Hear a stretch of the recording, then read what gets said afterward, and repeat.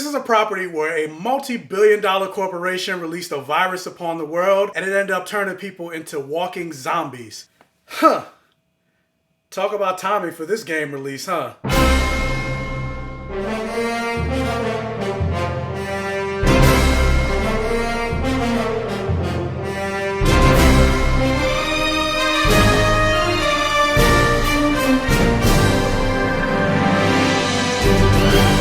So Resident Evil 3 is a sequel to last year's Resident Evil 2, and it is a remake of the 1999 Resident Evil 3 Nemesis, and it actually takes place 24 hours before Resident Evil 2, and it sees the return of STARS member Jill Valentine, as she is 3 days away from leaving Raccoon City once and for all. But right before she's about to leave, she's being tracked and hunted by this huge zombie-like creature called Nemesis. And now it's up to you to basically figure out not only how to stop Nemesis, but how to escape this city that is now being overrun with zombies and all manner of vile creatures. And like I mentioned, this video game is a sequel to last year's Resident Evil 2, and I actually reviewed Resident Evil 2, and you could click the link for that up here. And Resident Evil 2 was actually one of the first couple of things that I reviewed since starting my YouTube channel last year. So it's kind of cute that 1 year later, I basically get to come back and review another Resident Evil game. Based on what I said in my review for Resident Evil 2, I think I gave it a Blockbuster. Like, I really enjoyed Resident Evil 2, and I felt like Resident Evil 2 not only was a fun game to play, and they not only took the Resident Evil franchise and made it great for in today's world and today's graphics and modernized it, but I felt like they took Resident Evil 2, which was a great addition to the Resident Evil franchise, and they elevated it. And so because of that, I was excited about playing this game because I was hoping that they would take that same concept and do the same thing. And not only that, it's something new to play during this time of quarantine, and there hasn't really been any new releases, movies, video games, and now even comic books since this whole COVID-19 situation. So I was like, ooh, something new to play. And not only that, for the most part, I've been with the Resident Evil franchise since the original game in 1996 for PlayStation 1. Not only was I introduced to Part 1 and played Part 1, but I played Part 2, I played Resident Evil Code Veronica, I played Part 4, Part 5, and Part 6. But for whatever reason, I don't know why, but Resident Evil 3 Nemesis completely skipped me. That was another reason I was excited to check this game off my list, because unlike Resident Evil 2 and all the other games, I'm pretty much familiar with the storyline and the gameplay because I played them before, but this game was completely new to me. I knew nothing about it. I've heard of the Nemesis creature before, and you got to see Nemesis in those terrible Resident Evil movies, but I had no idea what the storyline was going to be, and I essentially went into this game pretty fresh. And just like I said with the Resident Evil 2 remake, this game looks gorgeous, and I believe they use the same engine for Resident Evil 2, and just the environments and the way Jill looks and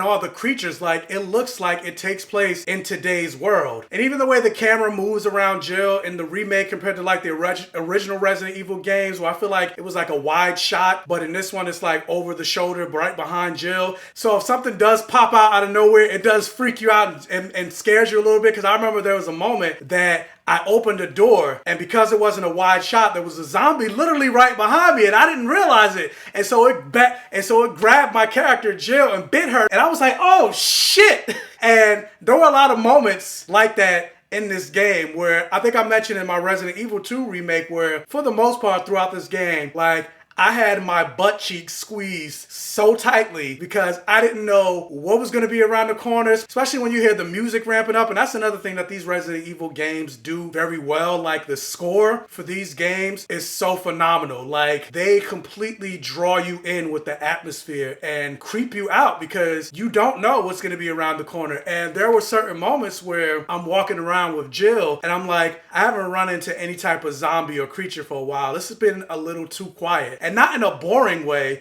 Like, I was completely enthralled and engrossed in the entire world. But I was just like, just based on my level of knowledge of not even just the Resident Evil games, but just horror in general, I was like, something's coming. I just know it is. And just that anticipation of feeling like something is coming and knowing something is coming, it just creeped me out even more, because I'm just like, I don't know what's about to happen, but I know something is happening. And not only just that, but the thing with Resident Resident Evil games that I both love and hate is you have so little ammo throughout these games. And unlike something like The Walking Dead, where it's just one headshot will kill a zombie, you can shoot these zombies, dogs, giant Bulbasaur-like creatures in the head as many times as you need to, and they will not die. Even when they go down and you think they're dead, if you walk past them, they will bite you on the leg, and you're just like, oh, you motherfucker. You gotta shoot it again using up more ammo. And that's the thing that makes you the most anxious while playing this game, is because you don't know how. There were plenty of times I was just like, I don't know how I'm gonna make it through this game. I have no ammo. Like, how am I gonna fight, say, Nemesis or these other giant creatures that take more than just a few handgun shots? I'm like, I don't have any ammo. How am I supposed to make it through? But somehow I made it through. And so talking about the giant Nemesis creature, like, the Nemesis creature was way more powerful than, say, Mr. X in Resident Evil 2. Like, Mr. X would follow you around, but ultimately he didn't have any weapons in the game. It's something that you see from the trailer and even on the cover, where Nemesis is carrying a flamethrower. So even if you're far away from him, you still have to escape the long-reaching distance of his flamethrower, and you're just like, how am I supposed to escape this guy? And then not only that, Nemesis, unlike Mr. X, is fast enough where even if you're running away from him, he can jump in front of you, and now you gotta still try to figure out a way to run past him to continue to your destination.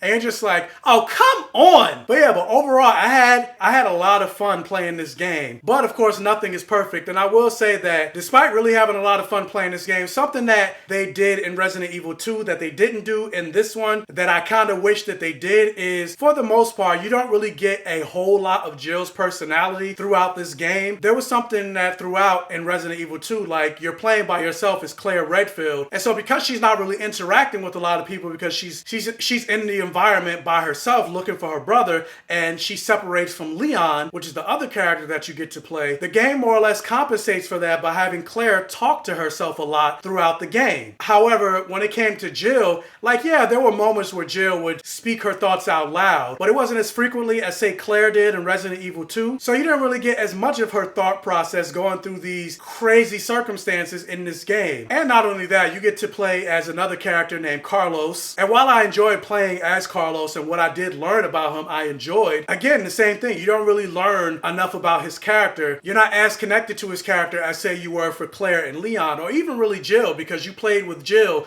in Resident Evil 1, so you have that attachment to her because she's more or less a legacy character. But you got this guy in Carlos who you're just meeting in this game, and you don't really feel as much for him because you don't really learn that much about him. And on top of that, I mentioned that Nemesis is a way more frightening character, but at the same time, even with that, I'm a little disappointed by the Nemesis character because this game is very linear. That's not to say that Resident Evil 2 wasn't linear as well, but the thing that made Mr. X, I would say, more creepy than Nemesis, for the most part, while you're playing Resident Evil 3, Nemesis will appear in the same location every single time and in the same exact way every single time. However, when it came to Mr. X, you didn't know where that motherfucker was gonna show up, and it was always at a different spot in a different way. Like, if you got caught by Mr. X and he killed you and you had to restart the game, there was no guarantee that he was gonna show up in the exact same spot. No, he may show up later on, or he may show up even earlier, and that's something that kept you on edge throughout the game, because you're just like, you don't know when and where he's gonna show up. All you know is when you start hearing those footsteps, you better run. But the problem with Nemesis is no matter what you do, he's always gonna show up at the exact same spot. So that took away the level of fear that you had because you knew when and where he was going to show up. That gave you, the player, time to more or less disconnect from the game, knowing that he's gonna come. So it gives you time to be like, okay,